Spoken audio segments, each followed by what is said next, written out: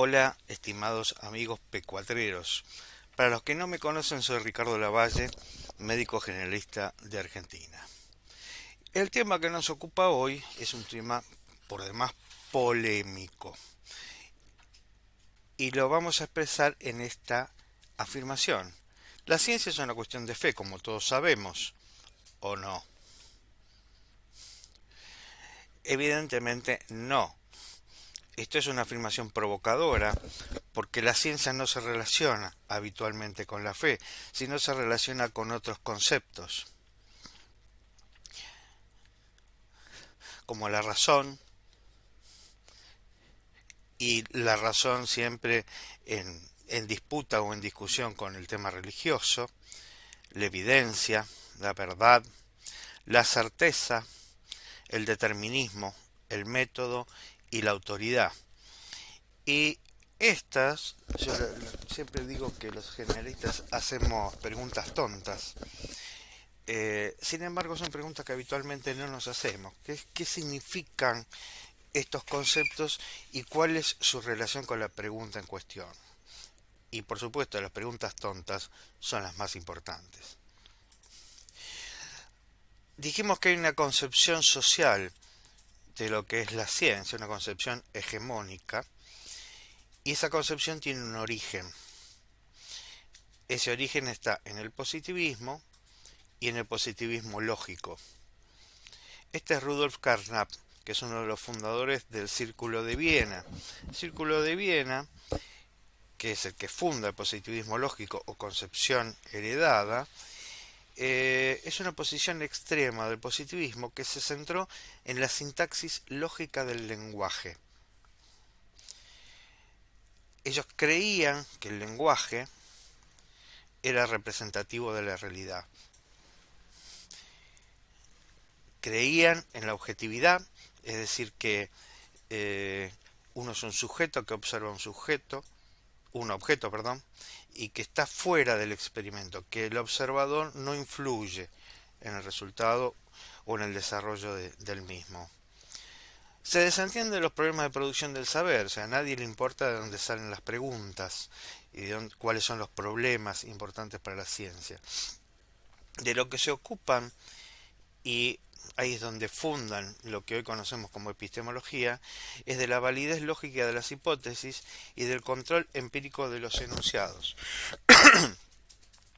La lógica durante el siglo XIX y el XX había sufrido una revolución después de muchos años sin cambios desde la lógica aristotélica y se fundó la lógica matemática, lógica proposicional, que significó un gran avance en ese sentido. Ellos pretendieron aplicar esos principios lógicos al lenguaje. Además pretenden la objetividad, como ya dijimos, y la neutralidad, o sea, uno no influye ni las concepciones previas que uno tenga sobre el fenómeno que vamos a observar en el experimento. Repasemos las proposiciones básicas del positivismo lógico. El lenguaje representativo de la realidad. Esto implica un acceso directo a la realidad, no hay mediación, uno puede interpretar la realidad tal cual es. Se desentienden los problemas de producción del saber, se ocupan de la validez lógica de las hipótesis, el control empírico de los enunciados y pretenden objetividad y neutralidad. Ahora, esta concepción ya fue demolida hace muchos años. Sin embargo, sigue siendo la concepción hegemónica. ¿Qué tema, no? Qué buena pregunta. ¿Por qué sigue siéndolo? ¿A quién le sirve? ¿Por qué fue demolida? Por la propia ciencia. Por la segunda ley de la termodinámica, que lo que demuestra es la irreversibilidad de algunos fenómenos, cuando el positivismo justamente sostiene la reversibilidad.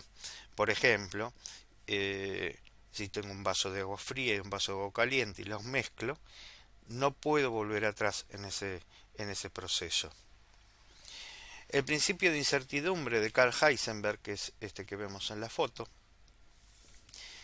que nos dice que no podemos conocer la posición y la velocidad y masa de una partícula al mismo tiempo.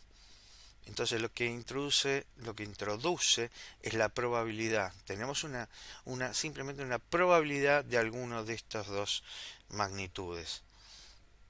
Por eso es incertidumbre.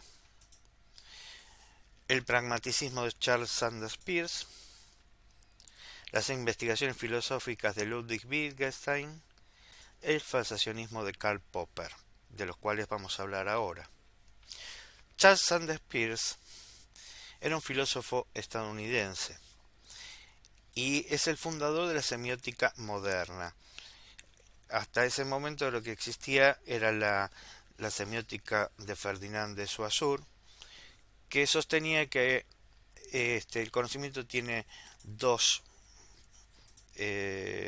puntos: el observador y el objeto, y que hay una comunicación directa.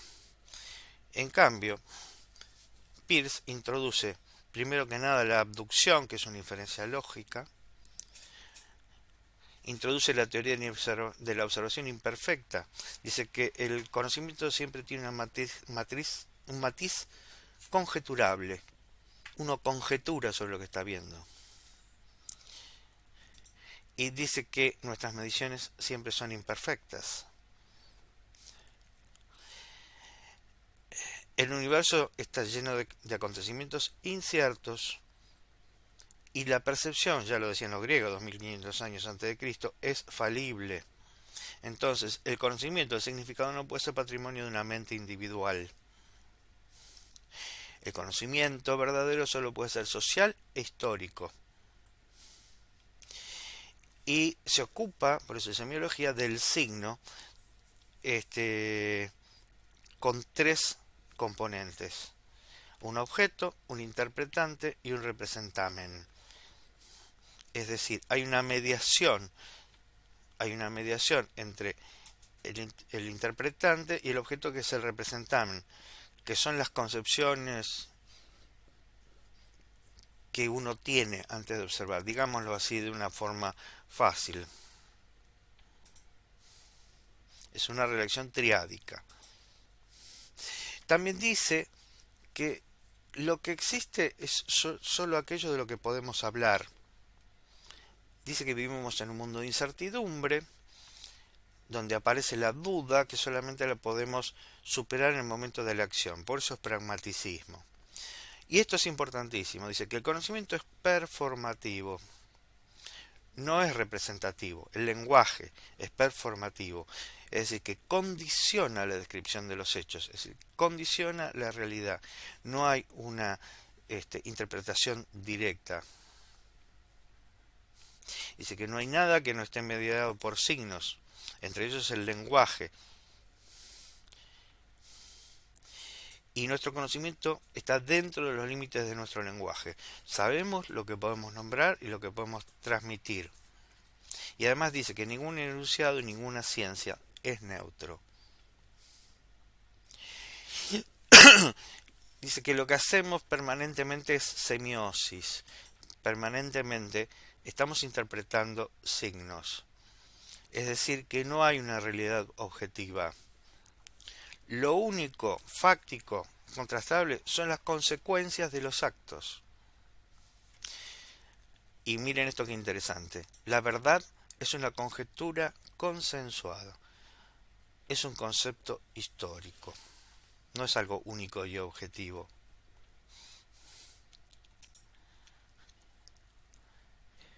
Bueno, no quiero extenderme demasiado.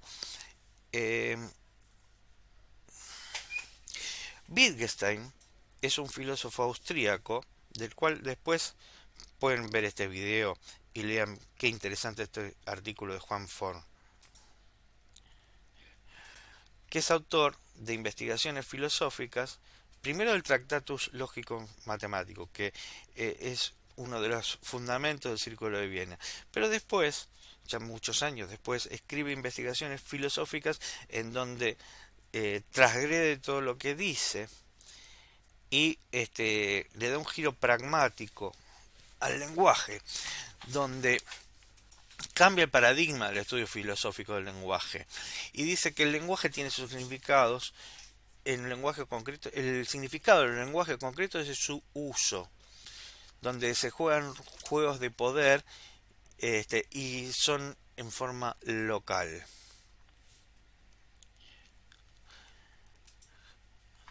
Bien, por último, Karl Popper, otro filósofo austríaco, que es el fundador del falsacionismo. Karl Popper, si bien no formó parte del Círculo de Viena, estuvo cerca y llegó a la conclusión, a través de la lógica, que la ciencia no es capaz de verificar si una hipótesis es cierta. Nunca podemos decir que algo es verdadero. Es decir, si uno dice esto está científicamente comprobado, lo único que comprueba es su ignorancia.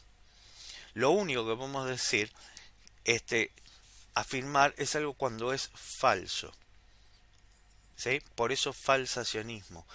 Lo que intentamos con las hipótesis es demostrar su falsedad. Si no lo logramos, se sostiene hasta que aparezca su falsedad.